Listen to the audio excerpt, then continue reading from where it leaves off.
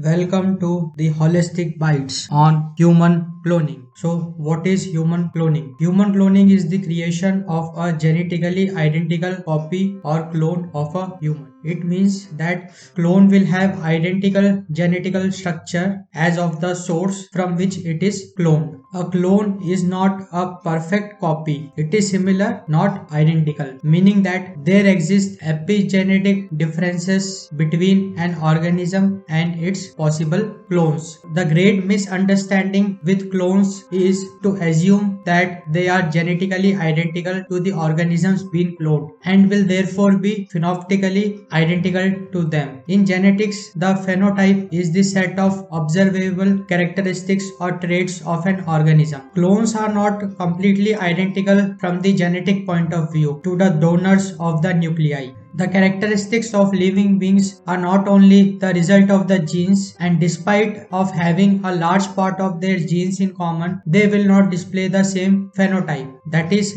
the different characteristics of living beings, especially the complex ones like attitudes and aptitudes, depend on the interaction of their genes with the extra uterine environment in which they develop. It includes nutrition, care, education, lifestyle, etc.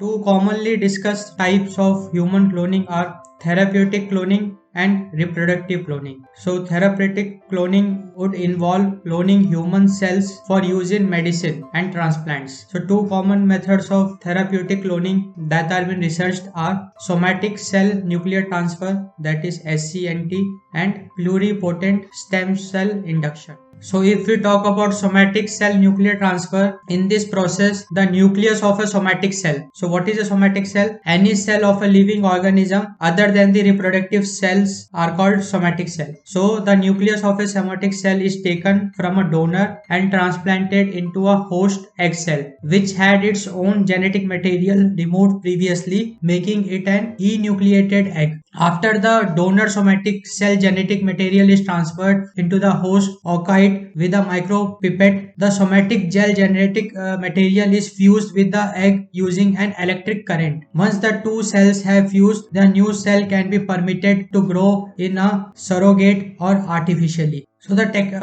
technique now refined has indicated that it is possible to replicate cells and re-establish pluripotency. So what is this pluripotency? The potential of an embryonic cell, means the cell of the egg, reproductive cell, to grow into any one of the numerous different types of mature body cells that make up a complete organism. Induced pluripotent stem cells. So stem cells are special type of cells from which all other cells with specialized functions are generated. So pluripotency refers to a stem cell that has the potential to differentiate into any of the three germ layers, that is endoderm, which is the interior stomach lining, gastrointestinal tract, lungs, mesoderm, that is muscle, bone, blood, urogenital, or octoderm, that is epidermal tissues and nervous tissues. A specific set of genes, often called reprogramming factors, are introduced into a specific adult cell. These factors send signals in the mature cell that cause the cell to become a pluripotent stem cell. Induced pluripotent stem cells, that is IPS, are a type of pluripotent stem cell derived from adult somatic cells that have been genetically reprogrammed to an embryonic stem cell-like state through the forced expression of genes and factors important for maintaining the defining properties of ES cells, that is embryonic stem cells. So it is a very powerful method to de-differentiate cells whose developmental fates had been traditionally assumed to be determined. Furthermore, tissues derived from IPS cells will be a nearly identical match to the cell donor. On the other hand, reproductive cloning would involve making an entire cloned human instead of just specific cells or tissues. Thanks for watching the Holistic Bites.